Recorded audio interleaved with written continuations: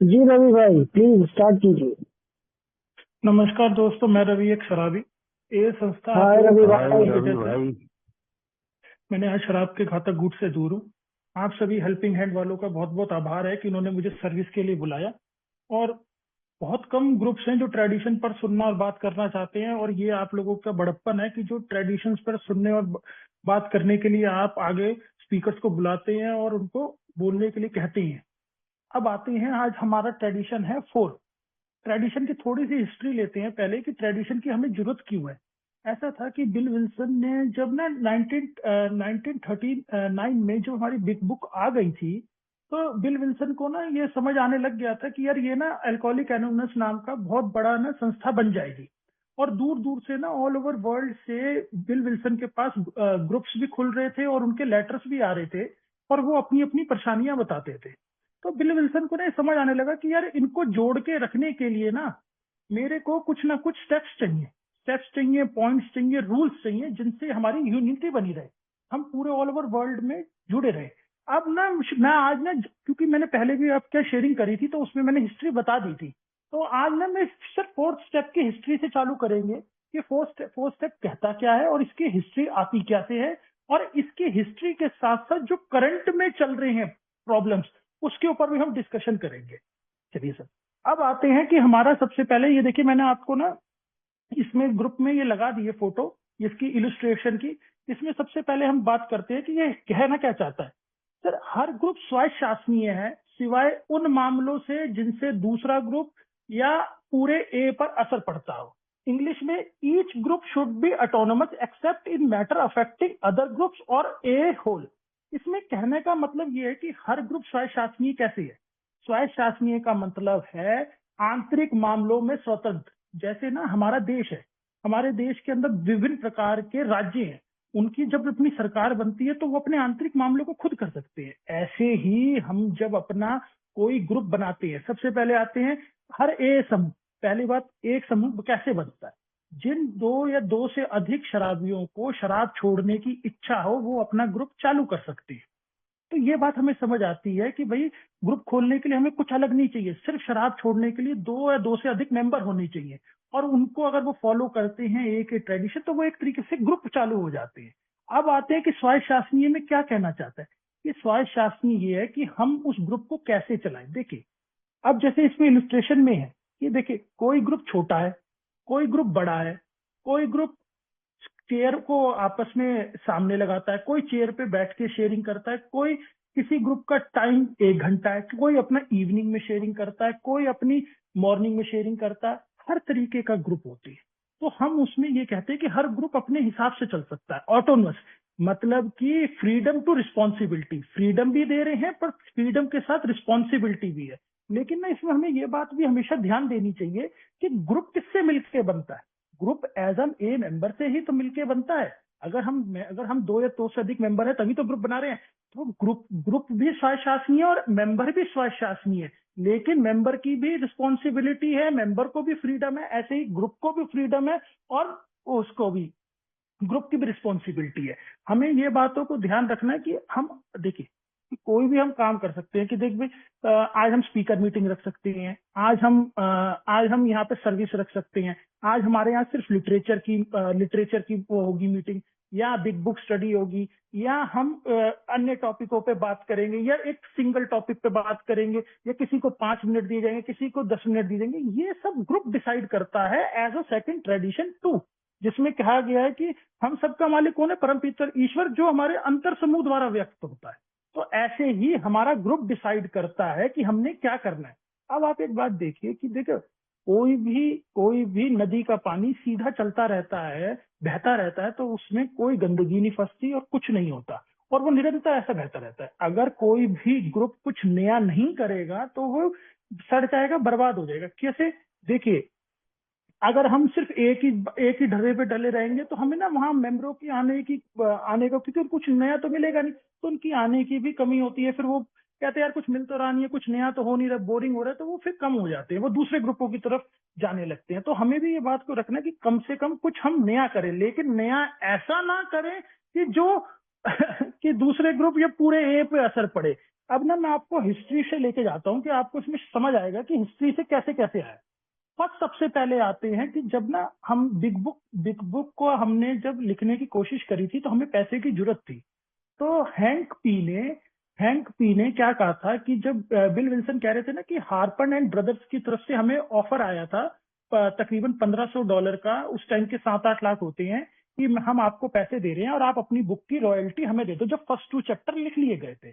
तब hang P ने कहा नहीं नहीं ऐसे नहीं होगा, और हैंक पी ने वर्क पब्लिकेशंस नाम से एक कंपनी खोली, उसके 600 शेयर बनाए, और वो 600 शेयर 200 शेयर हैंक पी ने रखे, और 200 शेयर हमारे बिल विल्सन ने रखे, और 200 शेयर इन्होंने मार्केट में और मेंबरों को बेच दिए। अब क्या हुआ कि हैंक पी 1.5 साल बाद रिलैप्स हो गया, और रिलैप्स होने के बाद अब बुक भी आ गई थी मार्केट में। तो क्या हुआ, एक दिन हैंक पी ऑफिस में आया, उसने कहा, लड़ने लगा बिल विल्सन से कि भाई तुमने मेरे को पैसे नहीं दिए, ये फर्नीचर मेरा है, शेयर मेरे पास है। तब बिल विल्सन ने उसको बिठा के समझा के उसको उस टाइम के $200 दिए, और $200 दे के उससे उससे सारे पेपर वर्क कराया और सारे शेयर ले लिए। तो इससे हमें क्या सीख मिलती है कि देखिए, अगर हम कोई मेंबर ने तब से भी किया तो परेशानी तो तब भी हमें शुरुआत में आई, तो हमें ये नहीं करना चाहिए था। और इसके बाद भी बात रुकी नहीं। इसके बाद कुछ समय बाद जब बिग बुक की सेल बढ़ गई और उसके काफी अच्छे रॉयल्टी और पैसे आने लगे बिल विल्सन को, तब हैंक पी का लड़के ने एक इंटरव्यू में बोला कि मेरे फादर की वजह से ये बिग बुक लिखी गई थी, और उनको कहा गया था कि रॉयल्टी दी जाएगी, लेकिन उनको कोई रॉयल्टी नहीं दी गई, ना उनकी कोई फैमिली को रॉयल्टी दी गई। और पर ये देखिए, फिर रूथ हॉक बीच में आई थी। रूथ हॉक उस टाइम हमारी सेक्रेटरी थी। तो रूथ हॉक ने कहा कि भैया, हाँ ये बात सच्ची है कि अगर हैंक पी ना होते तो बिग बुक छपती नहीं, और बिल विल्सन ना होते तो बिग बुक लिखी नहीं जाती। इक्वल ही दोनों का पार्ट है, लेकिन इसमें कोई रॉयल्टी की बात नहीं हुई थी। इन्होंने सिर्फ अल्कोहलिक्स की मदद करने के लिए ये किताब था। लेकिन देखिए, उस टाइम का विवाद आज तक याद करा जा रहा है ना, जो तकरीबन 90 साल तक याद करा जा रहा है। तो हमें ये देखिए, हम लोग इतिहास, जो हमारा इतिहास है वही एक्सपीरियंस हमारे भविष्य को भी बनाती हैं, और हमारे करंट के जो विवाद होते हैं उनसे भी हमें सीख मिलती है कि हिस्ट्री से, कि ये करंट के विवादों को कैसे टाला जा सकता है या इस पे कैसे काम किया जा सकता है। ये बहुत अच्छी चीजें हैं सुनने की और बताने की। इसके बाद एक विवाद और है हिस्ट्री का ही, मार्टी एम का। मार्टी एम हमारी फर्स्ट वुमेन थी जो सोबर हुई थी और बिल विल्सन के बड़े करीबी थी, खास थी। ये ना डॉक्टर टाइबाउट, एक साइकेट्रिस्ट थे हमारे, डॉक्टर टाइबाउट, उनकी पेशेंट थी, और वो हार चुके थे कि यार ये इससे ठीक होना मुश्किल है। तो डॉक्टर टाइबाउट ने ये कहा था कि ये शायद तुम ना अल्कोहलिक एनोनिमस की संस्था में जाके ठीक हो सकती हो, मैंने सुना है। तो डॉक्टर टाइबाउट ने इनको, मार्टी एम को, बिल विल्सन और बॉब के पास भेजा था। और ये शुरुआत में नहीं सोबर हुई थी, लेकिन कुछ समय बाद ये सोबर हो गई थी और काफी एक्टिव मेंबर हो गई। और जब शुरुआती के दिनों में थी तो ये बिल विल्सन के मतलब चहेतियों में से एक थी। तो बिल विल्सन ने इसको काफी इजाजत भी दे रखी। तो इस लेडीज ने काफी जाके पीआई करी, काफी काफी पीआई का वर्क किया, काफी ग्रुपों में जाके नए ग्रुप्स खोले, और काफी पब्लिकली इन्होंने इंटरव्यू भी दिए। लेकिन इन्होंने क्या किया कि इन्होंने एनसीईए के नाम से एक संस्था खोल ली, और उस संस्था को खोल के ना उसमें लेटर हेड भी बना लिया, और पब्लिक से अल्कोहलिक एनोनिमस के नाम पे फंड मांगने लगी। और उसमें इन्होंने बिल विल्सन और डॉक्टर बॉब का लेटर हेड पे नाम भी लिख दिया, और कई संस्थाओं को, एक एक ग्रुप्स को भी इन्होंने भेज दिया। तब तब एक हमारे वो रिक एस थे उस टाइम के ट्रस्टी। तब उन्होंने बिल विल्सन को मैसेज, मतलब लेटर लिखा कि भाई ये ऐसे ऐसे हो रहा है। तो बिल विल्सन फिर बीच में पड़े और उन्होंने कहा कि मार्टी एम को कि आप ऐसे मत करिए। तो मार्टी एम ने फिर पब्लिकली आके बोला था कि मैं कभी भी ए का नाम इस्तेमाल नहीं करूंगी। तो ये भी कंट्रोवर्सीज है। आप ये समझिए कि हर ग्रुप स्वायत्तशासी है और हर मेंबर भी स्वायत्तशासी है, लेकिन ऐसा काम ना करें जिससे पूरे ए पे और दूसरे ग्रुपों पे असर पड़े। तो ये देखिए, ये हमारा ना वहीं से इतिहास उठ के आ रहा है जो पुराने पुराने हुए हैं। ऐसे ही एक हमारा, ऐसे ही ना क्या हुआ कि जब बिग बुक की सेल बढ़ गई काफी ज्यादा, तो ऑल ओवर वर्ल्ड से लेटर आ रहे थे, जवाब आते थे, और उसके मतलब लेटर आते थे तो उसके जवाब देते थे। तो जापान में टोक्यो में एक नया ग्रुप खुला था, वहां से एक मेंबर की शिकायत आई कि सर हमारे यहाँ 12 स्टेप प्रोग्राम हो रहा है एक ए नाम का, लेकिन यहाँ पे जो हेड है वो क्या कर रहा है, उसने एक अपना ही 10 स्टेप बना लिए और हर एक नए मेंबर से मंथली फीस ले रहा है 100 येन। तो क्या ये गलत नहीं है? तब बिल विल्सन ने इसका जवाब दिया था कि भाई अब वो ग्रुप ऑटोनॉमस है, वो कुछ भी कर सकता है, लेकिन उसको गलती करने का अधिकार है नहीं। आगे अभी आपको बताऊंगा 12/12 में जब राइट टू बी रॉन्ग कैसे उसका आया है, तो फिर उसने कहा कर सकता है, जब वो अपनी गलती करेगा मानेगा तो उसको समझ आ जाएगी। तो ये हमारे इतिहास ही है कि उस ग्रुप ने भी ऐसा किया कि जिससे दूसरे ग्रुप और पूरे ए पे असर पड़ रहा था।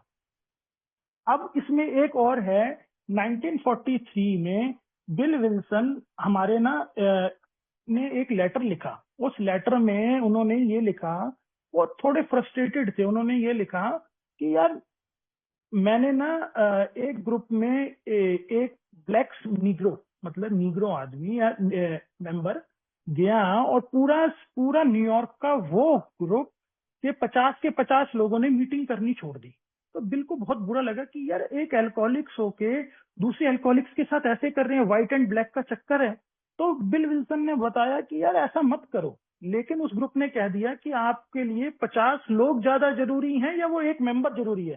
तो बिल विल्सन भी ना बड़े समझदार थे, तो उन्होंने उस टाइम पे एक बात कही कि अच्छा आप उसको मत मत अपने यहाँ आप उसको मेंबर मत मानिए, लेकिन आप ओपन मीटिंग तो कर सकते हैं, उसको एज अ विजिटर बैठने तो दे सकते हैं, शेयरिंग मत करने दीजिए, आप एज अ विजिटर तो बैठने देंगे। और जब वो आपकी मीटिंगों में सीख जाएगा समझ जाएगा तो वो अपना ग्रुप खुद खोल लेगा। तो उन लोगों ने उसको इजाजत दे दी, उन 50 लोगों ने। और वो जैसे तैसे वो उसने उसने कुछ दिन सोबर हुआ और उसने अपना नया ग्रुप खोल लिया। और ऐसे में ही ना एक जगह ना बिल विल्सन ना 1940 में एक इंस्टीट्यूट में गए थे एज अ स्पीकर।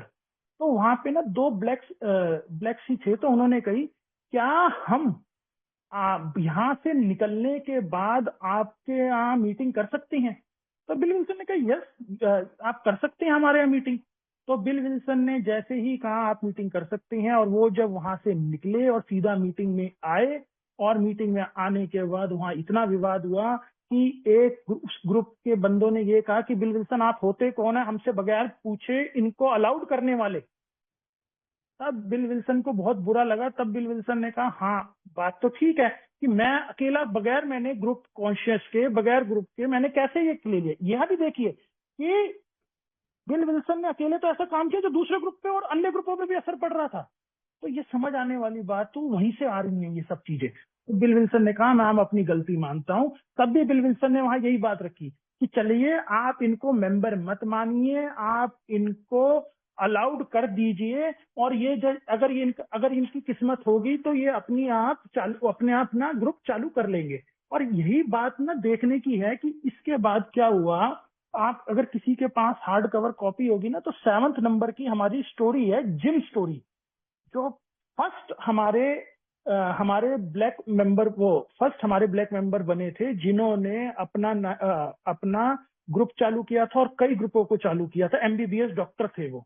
तो ये देखिए कि वहां से उन्होंने बिल विल्सन ने कोशिश करी और इतनी मेहनत करी, और ये विजन थी जो ए आज तक यहाँ तक पहुंच पाया है। हम इस लोगों को हम वो थोड़ा हिस्ट्री को ये समझने में थोड़ी गलती कर जाते हैं कि वो कहना क्या चाहते थे। वो कीप इट सिंपल ये नहीं कहते थे कि आप आइए और यहाँ कुछ करिए मत। वो कीप इट सिंपल में ये कहते थे आप आइए तसल्ली से, आपको स्टेप्स भी करने पड़ेंगे, ट्रेडिशन भी सीखना पड़ेगा, कॉन्सेप्ट भी करना पड़ेगा, सर्विस भी करनी पड़ेगी, लेकिन उसको आप आसानी से करिए। मगर कीप इट सिंपल का मीनिंग ये नहीं है कि आप आइए मीटिंग में सब कुछ ठीक हो जाएगा। ये है ना, हमें इतिहास को देखना पड़ता है कि कैसे कैसे है। एक बहुत अच्छी स्टोरी है इसी के अंदर, इनके हिस्ट्री में। एक बारी ना बिल विल्सन और लुइस विल्सन ये ना ऑल ओवर यूएसए में ना घूम घूम के मीटिंग्स करते थे, और अलग अलग ग्रुपों नए नए ग्रुपों में जाते भी थे। तो ना एक ग्रुप में ना ये गए, एक ग्रुप में गए, उन्होंने इनका बहुत मोस्ट वेलकम किया, इनको बिठाया, बातें की। लेकिन क्या हुआ कि उस ग्रुप ने एक तो लिटरेचर की जगह बाइबल पढ़ी, बाइबल पढ़ने के बाद उन्होंने क्रिश्चियनिटी की 2-4 चीजें पढ़ी, और उसके बाद उन्होंने ए का काम किया, जो ए का ऐसा लिटरेचर पढ़ा या जो भी उन्होंने मीटिंग्स करी।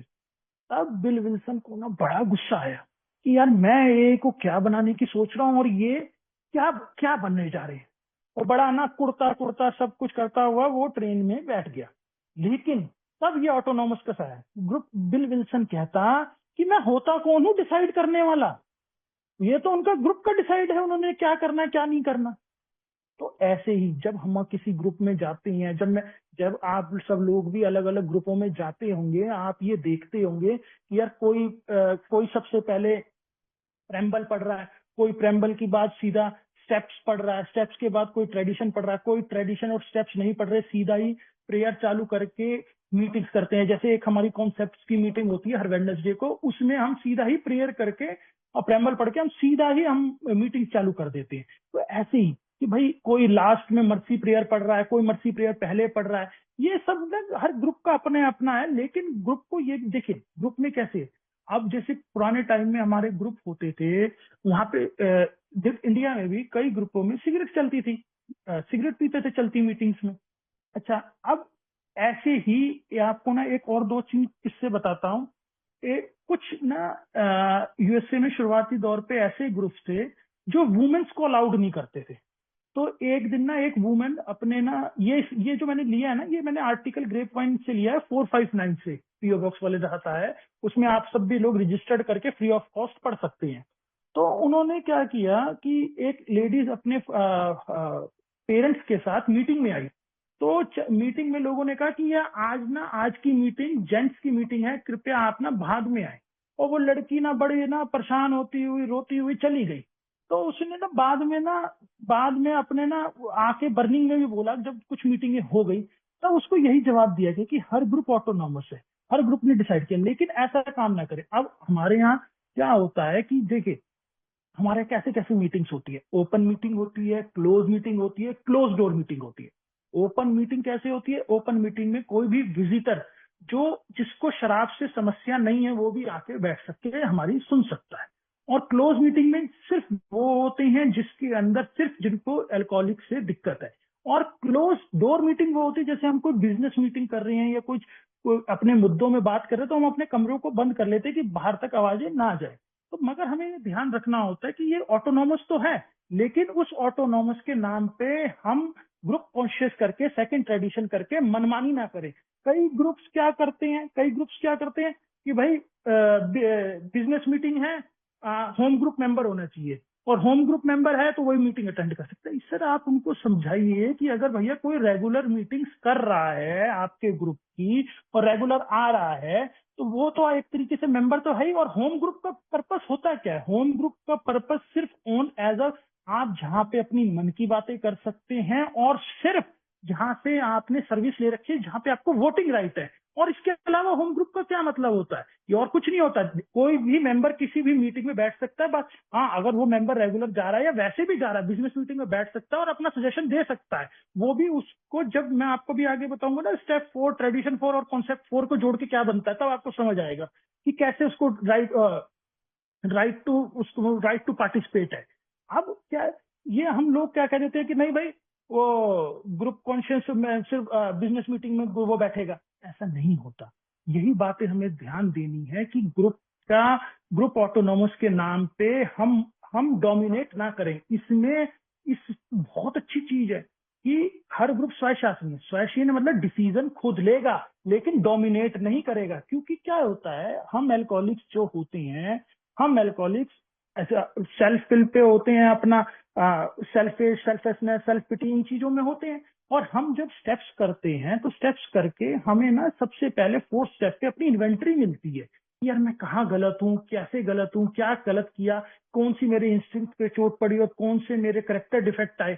ऐसे ही ट्रेडिशन 4 है, जब हम ग्रुप ऑटोनॉमस के नाम पे अपने ग्रुप्स की इन्वेंट्री लेते हैं कि भैया ये ठीक कर रहे हो नहीं कर रहे हो, ये सही है कि नहीं है। हम क्या करते हैं देखिए, अब आप छोटी छोटी बातें देखिए क्या होता है ग्रुप्स में आजकल। मैं आपको पर्सनली अपने अपने एक्सपीरियंस बता रहा हूँ, कोई डोंट माइंड क्या करे कि देखिए कोई भी ज्यादातर ग्रुपों में कोई स्पीकर मीटिंग नहीं होती। क्योंकि स्पीकर मीटिंग क्यों नहीं करना चाहते वो लोग? वो ये जो उनके पुराने जो बैठे हुए हैं मेंबर, वो कहते हैं यार कोई दूसरा स्पीकर आएगा, वो हमारे यहाँ के लोगों को भड़काएगा, इधर की बात उधर करेगा, कुछ अलग कर देगा, उनके स्पॉन्सिस चले जाएंगे, तो वो इस चक्कर में स्पीकर मीटिंग नहीं होने देते। अच्छा, अगर वो स्पीकर भी बुलाते हैं तो सिर्फ अपने पसंद के बुलाते हैं या अपने इंटर ग्रुपों के बुलाते हैं, दूसरे इंटर ग्रुपों के नहीं बुलाते, दूसरे धुरंधरों को नहीं बुलाते, कुछ नया नहीं सिखाना चाहते, ना बात करना चाहते, कह रहे यार ऐसे चल रहा है चलने दो। तो ये बातें देखनी पड़ती है कि यार ऑटोनॉमस के नाम पे आप डोमिनेट मत करिए। क्यों डोमिनेट कैसे हो जाते? क्योंकि ग्रुप कॉन्शियस कर ली और उसमें इन्होंने राजनीति करके अपने एक स्पॉन्सर के 6-7 स्पॉन्सी हैं, और भैया वो क्या करते हैं, ऐसे ही चलेगा, हम ऐसे ही करेंगे, और वो बाकी लोग, भैया उसमें माइनॉरिटी की सुन तो लो, माइनॉरिटी कुछ कह तो रही है, अगर तुम ग्रुप कुछ नया नहीं करोगे तो ग्रुप की स्ट्रेंथ कैसे बढ़ेगी? हाँ, मगर ऐसा कुछ मत करो कि जिससे खराब हो, लेकिन भैया आप कुछ तो करो। अच्छा देखिए, को ज्यादातर ग्रुपों में नो लिटरेचर स्टडी, सिर्फ लिटरेचर के नाम पे बिग बुक की स्टडी अगर करा ली तो वो गनीमत है। मैं भी जिस एरिया में रहता हूँ उसके आसपास मैं तकरीबन 20-25 ग्रुपों में जाता हूँ, एक आधे ग्रुप में लिटरेचर होती है, बाकियों में बहुत कम होती है। और बिग बुक भी सिर्फ उनका ही बंदा पढ़ाने आएगा। अरे भैया, बिग बुक के अलावा डॉक्टर बॉब ऑल टाइमर है, अल्कोहलिक्स कम्स ऑफ एज है, पास इट ऑन है, सर्विस मैनुअल है, संयमित जीवन है, एज बिल सीट है, इतनी किताबें हैं। अगर हम रोज का एक नया टॉपिक भी रखे ना तो सालों हो जाएंगे कोई एक टॉपिक को रिपीट होते हुए, लेकिन कोई नहीं, क्योंकि ग्रुप ऑटोनॉमस के नाम पे डोमिनेट कर रहे हैं, कुछ नया करना नहीं चाहते, ना सुनना चाहते हैं। तो ये देखिए थोड़ी बात। अच्छा, फिर इसके बाद आते हैं कि भाई कोई भी ग्रुप ट्रेडिशन के ऊपर शेयरिंग नहीं करवाना चाहता। मैक्सिमम ग्रुप ट्रेडिशन को तो ये समझते हैं यार ये तो जरूरत क्या, स्टेप्स कर लेंगे, ट्रेडिशन की जरूरत ही क्या है हमें? ट्रेडिशन तो सर्विस में जाती है, कॉन्सेप्ट सर्विस में जाते हैं। मैं तो यहाँ तक कि अभी एक बताता हूँ, अपना एक अभी किस्सा बताता हूँ। मैंने एक ग्रुप में कॉन्सेप्ट पे शेयरिंग कर दी, तो उसका मेंबर वहां चीख उठा बाद में, कहता है ये कॉन्सेप्ट तो सर्विस के लिए आते हैं, ये कॉन्सेप्ट तो आते ही नहीं ग्रुपों के लिए। फिर मैंने उसको समझाया, गुरुजी भैया कॉन्सेप्ट पहला क्या कहता है, अल्टीमेट अथॉरिटी पावर ग्रुप्स को दी गई है, अल्टीमेट ग्रुप कॉन्शियस को दी गई है, तो समझिए। फिर उसने अपनी माना, उसने समझा कि हाँ भाई कॉन्सेप्ट होते हैं। तो ये बातें भी बड़ी हैं कि भैया कोई भी ग्रुप ना कॉन्सेप्ट पे बात करना चाहता है, ना ट्रेडिशन पे बात करना चाहता है। तो अब आप ये समझिए। अच्छा, अब एक बात और, हम कैसे कहते हैं कि एक दूसरे ग्रुप पे असर पड़ता है, कैसे असर पड़ता है? अब आप देखिए, कई मेंबर क्या करते हैं कि भाई उस ग्रुप का मालिक वो है, अरे उस ग्रुप का मालिक वो है, उस ग्रुप का मालिक वो है। अरे भैया, अगर हम ऐसी बातें कहेंगे तो हम दूसरे ग्रुप की बुराई तो कर रहे हैं। तो हमें ऐसे काम भी नहीं करने चाहिए कि दूसरे ग्रुप की हम बुराई करें, ये कहें कि नहीं उसका मालिक ये है, उसका मालिक वो नहीं। भैया, सबका मालिक परमतीश्वर ईश्वर है। हमें ये बात ध्यान रखनी है कि ऐसे नहीं, जैसे इंटर ग्रुप हो गए। अरे भाई, मैं एक स्पीकर में मेरा ही स्पॉन्सी था, तो वो किसी उसमें मीटिंग में गया, तो उसने कोई क्वेश्चन पूछा, तो उससे उस स्पीकर ने सीधा पूछा, भाई कौन से इंटर ग्रुप से आए हो आप? अच्छा, आपको आने दिया? अरे भैया, आप एक बात बताइए, ए में किसी ग्रुप को हम क्यों बोलें कि क्या है? भाई साहब, पूरा ए हमारा है, हमें फर्स्ट एडिशन को देखना है, हर total whole A is over word. हर ग्रुप के हम सिर्फ एकमात्र खून की बूंद के बराबर हैं पूरे शरीर की। तो ये बातें हमें ध्यान देनी चाहिए। और ना मैं आपको इसमें एक और बात बताता हूं कि देखिए, अब ग्रुप क्या चीजें बदल नहीं सकता। देखिए, कोई भी ग्रुप 12 स्टेप्स नहीं बदल सकता, 12 कदम जैसे हैं वैसे के वैसे ही रहेंगे, 12 ट्रेडिशन नहीं बदल सकता, 12 कॉन्सेप्ट नहीं बदल सकता, लेकिन ग्रुप कुछ नया तो कर सकता है। नए में बहुत चीजें करने को है कि भाई गाइडलाइंस कैसी हैं, कैसे हमने मीटिंग्स को बढ़ावा करना है, पीआई वर्क करनी है, या पीआई वर्क में हमने क्या क्या करना है, क्या क्या नहीं करना। और ऐसे ही मेंबर को है कि पीआई वर्क में ऐसा ना करें कि जिससे कि दूसरी जगहों पे असर पड़ जाए। जैसे कि अब मैं आपको एक छोटा सा किस्सा बताता हूँ। अभी पोस्टर छपे मुंबई में पोस्टर छपे, और पोस्टर उन्होंने किसी दीवार पे जाके लगा दिए। वहां से उन्होंने लिखा हुआ था कि इस इंटर ग्रुप से हैं, और वह और इंडिया जीएसओ का नंबर, इंडिया जीएसओ की वेबसाइट भी थी और नंबर भी था। तो तुरंत हमें वहां से लेटर आ गया कि आपने बगैर अनुमति के हमारे दीवार पे आपने ये लगाया है, या एमसीडी है उसका था, कि आप इसको, एक तो इसको तुरंत हटाइए अगले दिन, और इतने हजार रुपए आप 3 दिन के अंदर हमारे को पेनल्टी दीजिए, वरना हम आपको ऊपर केस करेंगे लीगली ऑप्शन। देखिए, पीआई के नाम पे हम कुछ ऐसा काम ना करें कि भैया जिससे दूसरा हो। जैसे मैंने कि अब आपको ये भेजा है, आप इसको लिस्टेट को खोलिए, देखिए इसमें कि हम पीआई के नाम पे क्या कर रहे हैं, ये इसमें लिखा भी है, you join in the crowd, we are, you join in the crowd when you join a, मतलब आप उसमें जुड़े हैं और आप ए मेंबर हैं। We are not anonymous, we are proud, मतलब कि ये एक तरीके से मास पब्लिकेशन करने के लिए। तो अब ऐसा भी हम काम ना करें कि भाई आप हमारी मीटिंगों में आओ, हम आपका उधार चुकवा देंगे, आपकी नौकरी लगवा देंगे, या हम आपकी शादी, अगर बीवी चली गई है तो हम आपकी दूसरी शादी कराने में आपकी मदद कर देंगे, या तलाक के केस के लिए हम लीगली आपको करते हैं। तो ग्रुप ने सिर्फ एज अ ये काम करना है कि जो पीड़ित शराबी को संदेश देना और हमारे 12 स्टेप की रिकवरी के प्रोग्राम को करना, ना कि ऐसा कोई काम करना कि जिससे दूसरे ग्रुपों पर असर पड़े। और ये देखिए, हर एक मेंबर का भी है, हर एक ग्रुप का भी है, और हर एक इंटर ग्रुप का भी है, और हर उसकी इंटर ग्रुप इसका कमेटीज का भी है, जीएसआर का भी है, डेलीगेट का भी है, ट्रस्टी का भी है, और कॉन्फ्रेंस का भी है। अभी मैं आपको इसमें भी लेके जाऊंगा मैं कि ग्रुप्स ने भी क्या गलतियां करी हैं, इंटर ग्रुप ने क्या गलतियां करी हैं, और अभी तो एक इंडिया लेवल की भी गलती है, वो भी मैं अभी आपसे डिस्कस करूंगा। अब देखिए, क्या बिल विल्सन ने गलती नहीं करी? बिल विल्सन ने बहुत गलतियां करी हैं, मगर उसने उन गलतियों को बकायदा रिटर्न किया है कि भैया ये गलतियों को आप मत दोहराओ। सबसे बड़ा जो बिल विल्सन की जो सबसे ज्यादा जो कंट्रोवर्सीज वाली है, वो है एलएसडी ड्रग वाली।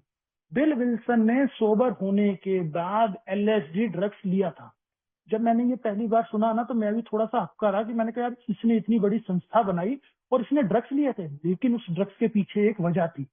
तब क्या हुआ कि दो डॉक्टरों ने जिनकी ड्रग्स की इजाद की थी, उन्होंने क्या कहा, तब ना एलएसडी एक ड्रग नहीं था ये, तब एलएसडी नाम का एक केमिकल लॉन्च हुआ था। तो उन्होंने कहा कि ये जिनको ना शराब से समस्या है, या जिनको किसी नशे से समस्या है, तो ये उनको आराम देने में काम करेगी दवाई, स्पिरिचुअलिटी की तरफ लेके जाएगी। तो बिल विल्सन ने एज अ एक्सपेरिमेंट हम लोगों के लिए ये दवाई का इस्तेमाल किया था।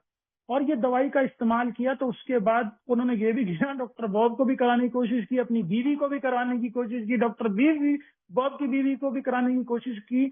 लेकिन उसमें फिर उसके बाद क्या हुआ कि ग्रुपों में जब ये बात पता चली तो काफी ऑब्जेक्शन हुआ। तो बिल विल्सन ने एक लाइन बोली थी बड़ी अच्छी, कि क्या मुझे अपने जीवन जीने का अधिकार नहीं है? मैं ए मेंबर हूं तो क्या मैं अपना जीवन नहीं जी सकता? लेकिन बिल विल्सन ने जब गलती कर ली, जिसको हम राइट टू बी रॉन्ग कहते हैं, हर किसी को गलती करने का अधिकार है। बिल विल्सन ने कुछ दिनों बाद उसको समझ आया कि भैया वो ए को रिप्रेजेंट भी तो कर रहा है। जब वो ए को रिप्रेजेंट कर रहा है तो वो फिर उसकी गलती है कि भैया वो अगर वो ऐसे काम करेगा तो और मेंबर कहाँ जाएंगे। मैं ये शेयरिंग इसलिए ट्रेडिशनों में इसलिए करता हूँ कि थोड़ा सा ये थोड़ी सी मैच्योर शेयरिंग आ जाती है कि भाई अब मैं किसी को बोलूं कि ड्रग्स का इस्तेमाल हुआ तो वो तो पहले कहेगा यार क्यों शेयरिंग करो, लेकिन भाई साहब ये शेयरिंग करनी जरूरी है कि भैया राइट टू बी रॉन्ग की गलती थी, उसने किया था, उसने लेकिन स्पिरिचुअलिटी के लिए किया था, वो गलतियां हमने दोबारा नहीं करनी। ये बातें हमें समझ आती हैं। अब इसके बाद एक ग्रुप की और है, उसने क्या किया था। हाँ, वो ग्रुप क्या हुआ, एक ग्रुप में 75 लोग थे, तो कुछ कुछ समस्या की वजह से उनके ग्रुप की जगह एक दो दिन के लिए चली गई। तो उन्होंने क्या किया, पब्लिक पार्क में वो 75 लोगों ने मीटिंग करी। तो ये मीटिंग करना गलत था, वो क्योंकि आप अपनी कर तो शेयरिंग अपनी रहे हो, लेकिन आप पब्लिक लेवल पे ओपन तो आए हो, दिख तो रहा है लोगों को, अगर वो आपकी सुनते हैं तो ये ठीक नहीं है। तो ये बातें भी हमें ध्यान होती है। अच्छा, एक ग्रुप, ये मेरे सारे ना ग्रेप वाइन से लिए गए हैं। एक और था, एक ग्रुप ने क्या कहा कि ना हम अपनी मीटिंग के बाद, जैसे उनकी 10 बजे मीटिंग खत्म होती थी, उन्होंने ये कहा कि भाई हम अपनी 10 बजे की मीटिंग के बाद ना हम एक डांस शो करेंगे बच्चों का और बड़ों का, और उसकी टिकट भी बेचेंगे और ये सब कुछ करेंगे। और उसके लिए उन्होंने परमिशन मांगी अपने इंटर ग्रुप से, या जो भी उनका उस टाइम का सर्विस का ग्रुप का हेड वो था, जो सर्विस का वो बड़ा ग्रुप था। तो उस ग्रुप ने उनको लिख के भेजा कि भैया आप एज अ एंडोर्स नहीं कर सकते किसी भी उस चीज को, कोई भी कंपटीशन को, कोई टिकटिंग नहीं कर सकते, कृपया इस चीज को ना करें। तो उनको समझ आया कि भैया हाँ, और ये ऐसी ऐसी गलतियां जब हुई है ना, तो हमें पता चलता है कि यार ये काम नहीं करना चाहिए। एक और स्टोरी है। एक ना ग्रुप में ना, वहाँ ये था कि अगर आप ग्रुप में आ गए हो ना तो आप बाहर नहीं जा सकते। तो एक ना लेडीज आई थी उस ग्रुप में। तो उस ग्रुप में क्या हुआ कि वो लेडीज ने अपनी कार की सीट पे ना अपने बच्चे को छोड़ के आई थी, और ग्रुप में एंट्री उसने कर ली। और उस अब वो क्या होता था कि हर 15 मिनट बाद उठ के जाके देखने जाती थी कार की सीट की कि भाई बच्चा ठीक है, सेफ है, नहीं है। तो उस ग्रुप ने कहा यार ये ऐसे अलाउड नहीं है, ये नियम नहीं। तो मगर उस ग्रुप ने, जब उस लेडीज ने अपनी शेयरिंग में बताया ना कि भैया मेरा बच्चा उसके अंदर गाड़ी में बंद है और मैं ना देखने जाऊं, कि इसका ऐसा कैसे हो सकता है, तो फिर उस ग्रुप ने उसको अलाउड किया। अब ये छोटी छोटी बातें हैं। अब देखिए कि हमारा कन्वेंशन होता है, कोई लोग, जो आप हमारे लोग कन्वेंशन में जाते होंगे, आपने उसमें देखा होगा कि उसमें लाइट जलाई जाती है, ये जो दिया दिया जलाते हैं लोग, और वो करते हैं। देखिए एज अ कई ग्रुपों में ये नहीं होता, कई ग्रुपों में होता है, और कई जगह पे ये हमारा ट्रेडिशन ब्रेक भी होता है एज अ धर्म, लेकिन हो रहा है, ये होना भी चाहिए। अब देखिए, जैसे कि हमारे नॉर्दर्न इंडिया में मीटिंग चालू होती है, तो कुछ ज्यादा सिर्फ उन्होंने प्रेयर करी, प्रेयर करके अपना लिटरेचर पढ़ा, लिटरेचर। लेकिन मुंबई के कुछ ग्रुपों में बिल और बॉब की फोटो पे धूप अगरबत्ती भी की जाती है। ये देखिए, ये भी होता है, लेकिन इससे दूसरे ग्रुपों पे कोई असर तो नहीं पड़ रहा। लेकिन अब मैं आपको ये कहूं कि भाई अब वो ग्रुप ऐसे करने लगे कि भाई आओ, पहली पहली मीटिंग के साथ तुम्हें एक बियर फ्री दी जाएगी। तो ऐसे तो पूरे ग्रुप पे असर पड़ेगा ना। अच्छा, हम पीआई करने जा रहे हैं, और पीआई के लिए हमें फंड्स लोगों से मांगने चले जाएं, ऐसा भी नहीं होगा। पीआई के लिए अपनी कोई शराब की बोतल पे फोटो लगा दे तो भी नहीं। तो ये बात हमें ध्यान देनी है कि हमें कोई ऐसा काम ना करें कि जिससे दूसरे ग्रुपों या उस पर असर पड़े। अब ना आप थोड़ा प्रैक्टिकली आते हैं इंटर ग्रुपों में भी क्या समस्या आती है। देखिए, हर इंटर ग्रुप अपने हिसाब से चल सकता है कि भैया हम पीआई चेयरमैन चाहिए, हमें हमें सीपीसी चेयरमैन चाहिए, हमें लिटरेचर चेयरमैन चाहिए, हमें सेक्रेटरी चाहिए। अच्छा, कुछ कुछ ग्रुप्स क्या करते हैं कि भैया हमें ऑल्टरनेट भी चाहिए, ऑल्टरनेट के हिसाब से कि भैया ऑल्टरनेट हमें आईजीआर भी चाहिए, ऑल्टरनेट हमें सेक्रेटरी भी चाहिए, ऑल्टरनेट हमें सीपीसी चेयरमैन भी चाहिए, ऑल्टरनेट सेक्रेटरी। क्यों चाहिए ऑल्टरनेट? ऑल्टरनेट इसलिए चाहिए कि कल को भैया जो नेक्स्ट टाइम में कोई आएगा तो वो पहले से वेल ट्रेंड हो, उसको बता सके। क्योंकि अगर कोई ऐसे ही हम किसी को एकदम से खड़ा कर देते हैं, उसको बेचारे को कुछ पता ही नहीं वो क्या करेगा। और मेरे को सब, मैं ऑनलाइन में इसमें शेयरिंग स्पेशल करना चाहता हूँ कि ग्रुपों से कृपया अपने आईजीआर्स को जो भेजा जाए, किसी को भी भेजे, लेकिन उनको भेजने के बाद प्लीज वेल इन्फॉर्म्ड करें, कम से कम ट्रेडिशन कॉन्सेप्ट उन्हें पता हो, क्योंकि यही आने वाले टाइम के भविष्य हैं। यही आगे जाके चेयरमैन बनेंगे, यही डेलीगेट बनेंगे, यही ट्रस्टी बनेंगे, यही आगे जाके जीएसओ में काम करेंगे। और अगर ये वेल इन्फॉर्म्ड नहीं होंगे तो सिर्फ रबड़ स्टैंप बन के रह जाएंगे। उनका स्पॉन्सर जो बोलेगा वही जाके वो करेंगे। और मैक्सिमम ग्रुपों में यही होता है कि भैया मैं पूछ लूंगा तो और फिर बताऊंगा, अरे भाई मैंने ये कर, वो सर ये और पीछे ये बोल रहे हैं, ये एजेंडा पास हो रहा है या ये एजेंडा हो रहा है, स्पॉन्सर से पूछ रहे हैं। और वो स्पॉन्सर अपनी रिजल्टमेंट निकालने के चक्कर में ऐसी कोई बात बोलता है कि वो काम ही नहीं हो पाता या काम रुक जाता है। तो कृपया कोई भी, जितने मेंबर जाएं प्लीज जाएं, जाने के बाद कम से कम उसके ऊपर स्टडी करेंगे, हमारे पैम्फलेट होते हैं, सर्विस होती है, इन चीजों पे बात करें, कुछ करें। क्योंकि अभी आगे जब मैं आपको बात करूंगा ना कि ये जो गलत डिसीजन होते हैं ये आगे हमें कितने दुखदाई देते हैं। अब जैसे कि मैं आपको ना अभी हाल ही का एक किस्सा सुनाता हूँ। हमारे इंटर ग्रुप में इलेक्शन हुए अभी। तो उसमें क्या हुआ कि चेयरमैन की पोस्ट पे दो बंदे खड़े हुए, और चेयरमैन उस दिन चेयरमैन की पोस्ट पे जो दूसरा बंदा खड़ा हुआ वो आया नहीं, उसका नॉमिनेशन कोई दूसरा लेके आया। अरे मैं उस ग्रुप को जानता हूँ, उसके सब बंदों को जानता हूँ, और मैं वहीं वोटिंग में था, ये तो मेरी आंखों के सामने हुआ। और ये सोचिए कि मैं इतना तेज हूँ तब मेरे सामने हो जाता है। वो मेंबर उस जो चेयरमैन का वो लेके आया था नॉमिनेशन, वो उसका एम्प्लॉय था, और वो ये मेंबर ही नहीं था। पहले तो हमारे इलेक्शन ऑफिसर ने उसका नॉमिनेशन एक्सेप्ट कर लिया, और वो उस पर लिख के लाया कि मेरी तरफ से ये आईजीआर का वोट हमारे ग्रुप से ये देगा। और मैं वहां कह रहा हूँ भैया ये तो ये मेंबर नहीं है, आईजीआर नहीं है, तुम कैसे इसको वोट दे रहे हो? तब वहां धांधली हुई, उन्होंने कहा नहीं जी भाई ग्रुप ऑटोनॉमस होता है, वो तो ग्रुप जवाब देगा। अरे भैया ग्रुप तो जवाब देगा, लेकिन ऐसा काम तो मत करो, कल को तो भैया सुबह लोग दिहाड़ी पे लेके इलेक्शनों पे वोट देने पहुंच जाएंगे। और यही हो रहा है, यही होता है कि इंटर ग्रुपों के इलेक्शंस होते हैं, उसमें मैक्सिमम कई ग्रुप बंद हो चुके होते हैं। कोविड के टाइम में कितने ग्रुप बंद हो गए थे, मगर उनके ग्रुप चल नहीं रहे, लेकिन वो रजिस्टर्ड हैं, वो उनके रातों रात उनके आईजीआर आ जाते हैं और रातों रात वोटिंग हो जाती है। वोटिंग क्यों हो रही है? अरे भैया कि हमारा बंदा चुना जाए। अरे भैया आप समझिए कि पहला ट्रेडिशन कह क्या रहा है, पहला ट्रेडिशन कह रहा है हम सबके विकास को महत्वपूर्णता देते हैं। अरे भैया अपना अपना बंदा नहीं देखना। पीते टाइम भी हम क्या कर रहे थे भैया, पीते टाइम भी तो मैं ये कर रहा था, इसको मैनिपुलेट कर, उसको मैनिपुलेट कर, इसे नीचा दिखा, उसे नीचा दिखा, उसके सर पे चढ़, अरे आज इसके साथ नहीं पीनी, आज उसके साथ नहीं पीनी, आज इसकी बुराई कभी उसकी बुराई, कभी इसके जेब। तो भैया मैं यहाँ ए में आने के बाद भी कर रहा हूँ, अरे लख लानत है मैं ये क्या कर रहा हूँ यार। तो समझिए कि भैया मेरे को स्टेप्स क्यों करने पड़ेंगे। जब मैं स्टेप्स करता हूं तो मैं अपने करेक्टर डिफेक्टों पे काम करता हूं, और जब मैं अपने करेक्टर डिफेक्टों पे काम करना सीख जाता हूं तो मेरे को ट्रेडिशन करने के साथ ग्रुप के करेक्टर डिफेक्टों पे काम करना आ जाता है कि भैया ये गलत हो रहा है, ये ऐसे हो रहा है, हमें ऐसा करना चाहिए, हमें वैसा करना चाहिए, इससे इससे इस पे असर पड़ेगा, ये चीजों को ध्यान देना चाहिए। और उसके बाद आता है चौथा कॉन्सेप्ट, राइट टू पार्टिसिपेट, कि भैया पार्टिसिपेशन क्या है, कहाँ मुझे बोलना है, कहाँ मुझे वोट देना है, और किस हिसाब से मुझे पार्टिसिपेशन करना है। ये नहीं कि हर जगह मैं एक एजेंडा लेके आगे चल दूं। भैया अगर मैं अपने ग्रुप का मेंबर हूं तो मैं ग्रुप में बोलूंगा, अगर मैं इंटर ग्रुप का मेंबर हूं तो इंटर ग्रुप में बोलूंगा, और अगर मैं जीएसओ में सर्विस देने जा रहा हूँ, डेलीगेट हूँ या ट्रस्टी हूँ, तो मैं वहां बोलूंगा। ये नहीं कि डेलीगेट या ट्रस्टी हूँ तो मैं आप इंटर ग्रुप में आके लगा हुआ हूँ काम करने में, नहीं मेरे हिसाब से चलो, मेरे हिसाब से चलो। भैया ये चीजें मेरे को राइट टू पार्टिसिपेट ध्यान रखना है कि भैया क्या करना है। अब यही तो गलतियां होती हैं। अब कन्वेंशन होती हैं, आपने देखा होगा, वहां पे जाके योगा टीचर्स को बुला लेते हैं, और योगा टीचर को बुला के वहां पे उनसे भाषण भी दे रहे हैं और योगा का सर्विस भी दे रहे हैं। भैया कन्वेंशन किस चीज की है? एक का काम करने आए हो, आप क्या कर रहे हो? आप यहाँ योगा की क्लासेस करा रहे हो।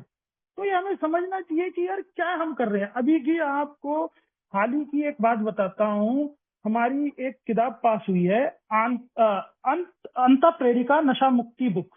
ये हमारे एक क्लास ट्रस्टी द्वारा लिखी गई है, और उसका फर्स्ट पेज, किसी को भी चाहिए होगा फर्स्ट पेज की फोटो तो मैं दे दूंगा, उसकी फर्स्ट पेज की कॉपी पे लिखा गया है, मैं नाम नहीं बोलूंगा, ए क्लास ट्रस्टी द्वारा ये लिखा गया है, जिन्होंने अल्कोहलिक के एरिया में काफी अच्छा काम किया है, जीएसओ अप्रूव्ड है। अरे भैया कर क्या रहे हो? हम यहाँ प्रिंसिपल पर्सनैलिटी बिफोर प्रिंसिपल का भैया कर रहे हो, आप पर्सनैलिटी को महत्वपूर्णता दे रहे हो। आप सीधा सीधा आप इसको वो एनोमिटी को ब्रेक कर रहे हो। और यहाँ लिखा है कि हम कोई भी ए ग्रुप या कोई भी ए समूह हम एजुकेशन सेक्टर में नहीं समर्थन देते, हम किसी प्रोफेशनल में समर्थन नहीं देते, हम किसी भी उसको समर्थन नहीं देते, दूसरी संस्था को। कर क्या रहे हो? और सारे सारे बायलॉस को तोड़ा गया है। और तो और आप ये देखिए कि कॉन्फ्रेंस अप्रूव्ड लिटरेचर, हम तो खूब, ये जितनी किताबें हैं ये सारी कॉन्फ्रेंस अप्रूव्ड लिटरेचर है। क्या वो कॉन्फ्रेंस अप्रूव्ड लिटरेचर है? अगर वो लिटरेचर कॉन्फ्रेंस अप्रूव है तो एडवाइजरी एक्शंस जो होते हैं, जो जीएसओ से पास होते हैं, क्या वो एडवाइजरी एक्शन में उसका आया? क्योंकि लास्ट 2 साल के एडवाइजरी एक्शन ही नहीं है हमारे पास।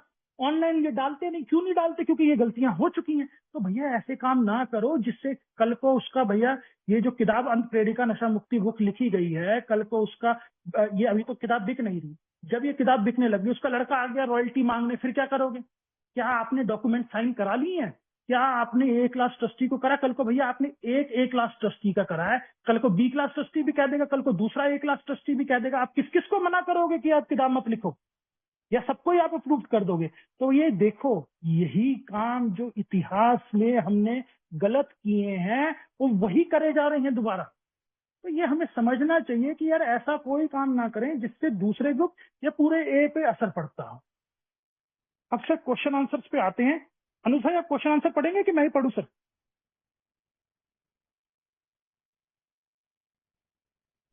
अनुज भाई निकल गया भाई। निकल गए, ठीक है मैं ही पढ़ता हूँ सर, मैं डाल भी देता हूँ। टाइम अभी 6 मिनट खाली बाकी है। सर क्वेश्चन आंसर ले लेते हैं, ग्रुप को काफी फायदा रहेगा ये क्वेश्चन सुनने का।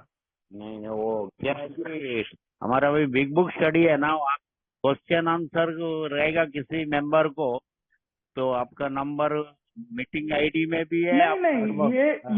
ये जो चेकलिस्ट के क्वेश्चन आंसर है सर, मेरे क्वेश्चन आंसर नहीं, ओके ओके। चेकलिस्ट के क्वेश्चन आंसर हैं। ये 8 क्वेश्चन है, मैं जल्दी जल्दी खींच लेता हूँ सर। तो दोस्तों मेरा नाम नरेश है। हाँ वो पढ़ने दो ना, 5 मिनट लेट होगा, क्या फर्क पड़ता, पढ़ने दो। Okay okay okay. हाँ पढ़िए पढ़िए। सर देखिए, हाँ धन्यवाद सर। पहला क्वेश्चन है, do I insist there are only a few right ways of doing things in a. इसका हिंदी वर्जन सर, एक मिनट, हिंदी वर्जन इसका ये है कि क्या मैं इस बात पर जोर देता हूं कि ए में काम करने वाले केवल कुछ ही सही तरीके हैं। देखिए, अब आप ये देखिए कि आपके ग्रुप में जैसे कि पहले ट्रेम्बल पकड़ा गया, फिर 12 स्टेप पढ़े गए, 12 ट्रेडिशन पढ़े गए, आपने अपने ग्रुप में ये सीख लिया। अब आप दूसरे ग्रुप में गए, अरे नहीं नहीं हमारे यहाँ तो ऐसे होता, तुम्हारे यहाँ भी ऐसा होना चाहिए। नहीं, हमें ऐसा नहीं करना चाहिए। और इसी के साथ थोड़ा सा इसमें आगे जाते हैं कि भाई गाइडलाइन के हिसाब से, देखिए हर ग्रुप को गाइडलाइन दी जाती है, सर्विस मैनुअल में भी है, हमारी अलग अलग जगह में है। भैया गाइडलाइन सिर्फ गाइड करने के लिए है, डोमिनेट करने के लिए नहीं है। भैया सेक्रेटरी वो आईजीआर 2 साल की होनी चाहिए उसकी रिकवरी, मैं 1 साल 2 महीने की उसमें बन गया था। तो भैया सिर्फ गाइडलाइन के लिए होती हैं, लेकिन उसके लिए नहीं होती कि आप उससे डोमिनेट करेंगे। नहीं भाई, वो उसके इंटर ग्रुप का सेक्रेटरी वो बनेगा भाई, कम से कम 2 साल होनी चाहिए, चेयरमैन की 3 साल। अरे भैया उन ग्रुपों में एक बताओ, ग्रुप में ही 3-4 लोग हैं, अब उसमें भी अगर हम उनको ऐसे उनकी रिकवरी देखेंगे तो ऐसे तो कैसे ग्रुप चल जाएगा। अगर ऐसे इंटर ग्रुपों में कम ग्रुप्स हैं, कम उनकी सर्विस है, कम उनको एक्सपीरियंस है, तो क्या हम उनको वो नहीं देंगे भैया। लेकिन हम उनको मौका देंगे और वो बन भी सकते हैं, सब कुछ कर सकते हैं। लेकिन मैं आपको ये फिर कहता हूं कि आपका आने का अधिकार है, लेकिन उस सीट पे आने के बाद आपको काम करने के लिए आपको मेहनत करनी पड़ेगी और आपको वो रिस्पॉन्सिबिलिटी निभानी पड़ेगी। ये नहीं, आप पीछे नहीं हट सकते। तो ये बात हमें ध्यान देनी है कि भैया मैं इस बात पे जोर नहीं दूं कि सिर्फ ऐसे ही काम होगा। हर चीज मॉडिफाइड हो सकती है हमारी सहूलियत के हिसाब से। ये नियम हमें सिर्फ रास्ता दिखाने के लिए है, लेकिन हम उस रास्ते को कैसे बनाएंगे वो हमने देखना है। अब सर अगले क्वेश्चन पे आते हैं, क्या हमारा समूह हमेशा ए के बाकी सदस्यों के कल्याण पर विचार करता है? आसपास के समूह, अलास्का के अकेले लोगों के, बंदरगाह के मिलो अंतर देशवासियों, रोम या अल सॉल्वेटर में किसी समूह के। इसमें ये क्या कहना चाहता है? इसमें ये कहना चाहता है कि हम अब जब भी कोई डिसीजन लेते हैं या कोई कार्य करते हैं, हम आसपास के ग्रुप, ये दूर दराज के ग्रुप, ये दूसरे देशों के ग्रुप के बारे में सोचते हैं। मैक्सिमम यहाँ पे लोग दूसरे ग्रुपों के बारे में नहीं सोचते। अगर आपके यहाँ स्पीकर मीटिंग रखी है तो तुरंत वो अपने यहाँ स्पीकर मीटिंग रख देंगे। आपके यहाँ ग्रुप सेलिब्रेशन है तो उनके यहाँ भी अगला कोई ग्रुप सेलिब्रेशन कर देंगे। अगर आप एल्काथॉन कर रहे हो वो भी एल्काथॉन कर देंगे। आपके साथ कंसल्ट ही नहीं करेंगे कि भैया सेम डे की सेम जगह की मत करो। बल्कि यहाँ तक कि ये इंटर ग्रुपों में भी यही है, इंटर ग्रुपों में भी लोग यही करते हैं कि भैया वहां कन्वेंशन हो रही है तो वो तुरंत अपनी वहां कन्वेंशन रख लेते हैं, दूसरा ग्रुप अपनी कन्वेंशन रख लेता है। क्यों कर लेता है? क्योंकि सर वो अपनी रिजेंटमेंट है, वो दूसरे को अच्छा नहीं करना देना चाहते या दूसरे को गिराना चाहते हैं। अगर हम यही लोग वो करेंगे तो क्या फायदा? ये कर रहे हैं। आप लोगों को ये देखना चाहिए कि भैया क्या सिर्फ और सिर्फ ग्रुपों के नाम पे लोग आधे आधे मनमानी करते हैं ज्यादा लोग। अब तीसरे क्वेश्चन पे आते हैं, क्या मैं दूसरे सदस्यों के व्यवहार को तब कमतर आंकता हूं जब मेरे व्यवहार से अलग होता है या मैं उससे सीखता हूं? देखिए इसमें ये कहना चाह रहा है कि जब मैं अपना कोई कोई बात ग्रुप में रखता हूं या कोई बात करता हूं और अगर कोई सामने से मेरी बात काट के दूसरी बात रखता है तो क्या मैं उससे सीखता हूं या मैं उसको दबाने की कोशिश करता हूं या मेरा कैसा व्यवहार होता है? मैक्सिमम ग्रुपों में अगर कोई Elder statesman member, Elder statesman हम उनको कहते हैं जो पूरा पुराना बूढ़ा व्यक्ति, और एक ब्लीडिंग डिकेंस कहते हैं आक्रोश व्यक्ति।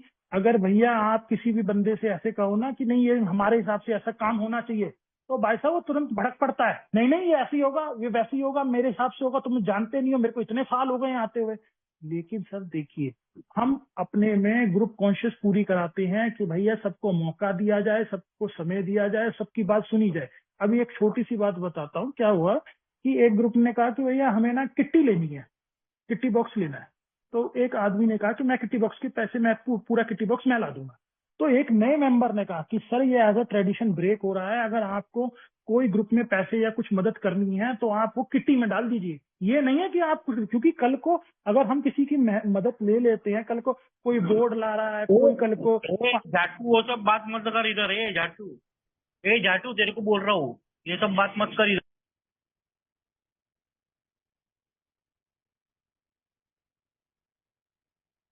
हेलो, बोलिए, कंटिन्यूस कीजिए। हाँ सर, इसमें तो ऐसे ही हमें दूसरे ग्रुपों में भी हमेशा ये ध्यान देना चाहिए कि भैया अगर हम किसी को ये चीजें दिलाते हैं या ये करते हैं तो कल को आपस में लड़ पड़ते हैं, मैंने ये सामान दिलाया था, ये मेरा ग्रुप का, ये मैंने ये किया, तो ये चीजें हमें नहीं करनी चाहिए और इस बात को ध्यान देना चाहिए। अब सर ये सबसे इंपॉर्टेंट क्वेश्चन है, do I always bear in mind that to those outsider who know I am an A I am to some extent represent over entire beloved fellowship. Sir ये क्वेश्चन इतना जरूरी है कि सबको याद रखना चाहिए ग्रुपों में। ये इसमें ये कहना चाहता है, क्या मैं हमेशा अपने दिमाग में ये बात को रखता हूं कि अगर मैं कहीं जा रहा हूं, मैं कुछ बोल रहा हूं या कोई पीआई करने जा रहा हूं, मैं ए मेंबर हूं। इसका ना मैं आपको इजीली बड़ा अच्छा एग्जांपल देता हूं। हमारे ना 2 सीनियर मेंबर गए गए थाने में, स्टेशन में, पुलिस स्टेशन में गए और उन्होंने जाके बात करने लगे, पीआई के लिए हमने बोर्ड लगाना है, ये करना है। तो एक सीनियर मेंबर ने मुंह में गुटखा दबा रखा था। तो पुलिस स्टेशन पुलिस एसएचओ ने ये कही कि भैया अगर तुम ऐसे गुटखा दबा के गुटखा खा के आ रहे हो, ये कर रहे हो, तो आप क्या कर रहे हो ये। तो ये बातें ना बड़ी ध्यान है कि मैं अगर किसी के घर जाता हूँ और मैं किसी का 12 स्टेप करने जा रहा हूँ, ये नहीं कहा कि भैया मेरे को सिगरेट पीने का अधिकार है, लेकिन भैया ये नहीं मैं उसमें 12 स्टेपिंग कर रहा हूँ, मैं हाथ में सिगरेट जला लेता हूँ या मैं फोन पे लगा हूँ बातें करने में। अरे भैया मैं आप अगर मैं कोई आपको काम से जा रहा हूँ, ए के काम से, तो मैं ए को रिप्रेजेंट भी कर रहा हूँ और ए को मैं रिप्रेजेंट कर रहा हूँ। तो अगर मैं उनको काम करने जा रहा हूँ तो मेरी रिस्पॉन्सिबिलिटी है कि मैं साफ सुथरा जाऊं, दाढ़ी बनी हो और अच्छे ढंग से बात करूं और समझाऊं कि भैया ऐसे नहीं। हाँ मेरे कैरेक्टर डिफेक्ट है, मेरे चित्र दोष है, वो मुझे करने हैं कि भैया उस पर काम करना है, लेकिन मेरे को उस टाइम पे तो नहीं शो करना ना लोगों को। मैं पर्सनली लाइफ में क्या करता हूँ वो मेरा काम है, लेकिन वहां नहीं। इसलिए ये हमेशा इस बात को ध्यान रखना चाहिए सर। ये सर क्वेश्चन है 5th, क्या मैं किसी नए सदस्य को शांत रखने के लिए किसी भी हद तक जाने की मदद करता हूं या मदद करने के लिए तैयार हूं या किसी मदद में मेरी है, मतलब कि मैं किसी भी न्यू कमर की मदद करने के लिए मैं तैयार हूं क्या, या किसी भी हद तक जाने को। इसका सर बहुत बढ़िया आंसर है 31 अक्टूबर के हमारे दैनिक चिंतन में, और वो मैं दैनिक चिंतन पढ़ता हूँ 31 अक्टूबर का, बहुत छोटा सा है। ए सदस्य को और स्पॉन्सर होने के नाते मुझे पता है कि अगर मैं दूसरे लोगों की चिकित्सा, विवाह और धर्म संबंधी समस्याओं में उपचार करने और सलाह देने में मुंह में फंस जाता हूं, तब मैं असल में बहुत बड़ा विनाश करता हूं। मैं कोई डॉक्टर, सलाहकार, वकील नहीं हूं। मैं किसी आदमी, औरत या आज उस डॉक्टर को नहीं चुनता। मैं किसी जीने के मेरे को मैं किसी आदमी औरत को ये नहीं बता सकता कि वो कैसे जिए, लेकिन मैं ये शेयर कर सकता हूँ कि जिन परिस्थितियों में शराब पिए बिना मैं कैसे निकला, एक कदम और परंपराएं मुझे जीवन। इसमें बड़ा अच्छा सा सिर्फ आंसर है, मैं नए बंदे की सिर्फ मदद इतनी करूंगा कि 12 कदम 12 ट्रेडिशन के थ्रू क्या होता है। कोई मैं उसको बेफजूल की सलाह नहीं दूंगा कि भैया दवाई ये ले ले, भैया ये हॉस्पिटल में इसमें चला जा, अरे भैया ये वकील तू ये कर ले, क्योंकि हम तो शराबी होते ही बहुत समझदार हैं। अब अगर हमसे कोई पूछे ना कि भाई बुखार हो रहा है, तो भैया 4-5 गोलियों के नाम तो मैं लिख के लेके चलता हूँ, भाई अजरोथिनमाइसिन ले लियो, पैरासीटामोल ले लियो, मोन्टार एलसी ले लियो, भाई तेरा ठीक हो जाएगा। अरे भैया ऐसे काम नहीं करने, सिर्फ उसको सिर्फ सलाह देनी है कि भैया ये 12 कदम 12 परंपराएं तू कर ले, तेरा सब ठीक हो जाएगा।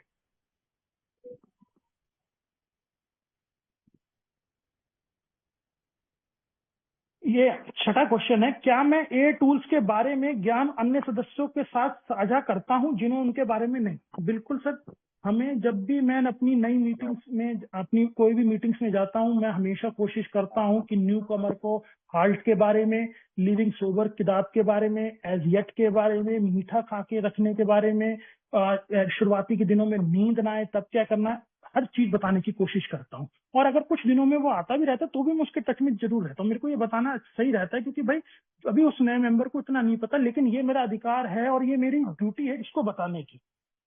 सर लास्ट क्वेश्चन है हमारा, वट नहीं 7वां क्वेश्चन है, what question could we ask our self before we make a decision to use our autonomy. Sir हमेशा अगर ऑटोनॉमी के नाम पे कि भाई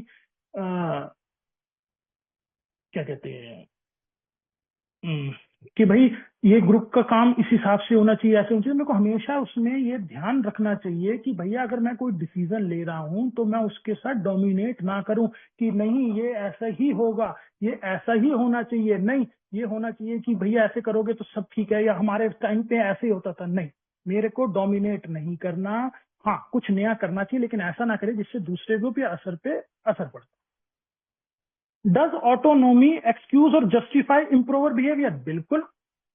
मैक्सिमम ग्रुपों में ग्रुप कॉन्शियस के नाम पे मजाक उड़ाया जाता है ये हमारी ऑटोनॉमस का, कि भाई हर ग्रुप ऑटोनॉमस है। भैया ऑटोनॉमस नहीं है, ऐसे नहीं होता कि ग्रुप कॉन्शियस के नाम पे आप कोई भी डिसीजन पास कर दोगे और वो हमें मानना पड़ेगा।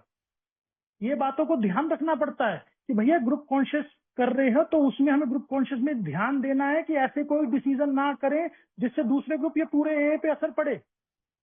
तो उसमें हमने क्या करना है कि भैया कि ना, हमें बड़ा ध्यान से रखना है कि भाई हमारी डिसीजन क्या है, हमारी हमारी माइनॉरिटी को सुना गया नहीं सुना गया। अच्छा, अगर हम कोई भी ऐसा डिसीजन लेते हैं जिससे दूसरे पे असर पड़ता है, क्या हम अपने लोकल ट्रस्टी से बात करते हैं, क्या हम अपने इंटरग्रुप से बात करते हैं, क्या हम अपने डेलीगेट से बात करते हैं कि हम ये काम कर लें? भैया वो एक्सक्यूज नहीं है कि हमारे ग्रुप ने डिसाइड कर लिया तो होगा। भैया ऐसा थोड़ी है, अब कोई ग्रुप डिसाइड कर लेगा कि हमने हमने ये भाई मास पीआई करनी है। अरे भाई मास पीआई करनी है तो आपको उसके लिए इजाजत लेनी पड़ेगी, आपको इंटर ग्रुप की परमिशंस होती हैं, आपके उसमें पुलिस की परमिशंस होती हैं, आपको उसके लिए बात करनी पड़ेगी। तो ये बातों को ध्यान रखना है कि हमने ऑटोनॉमस के नाम पे हर चीज नहीं करनी। बहुत बहुत धन्यवाद, आपने सुना सर।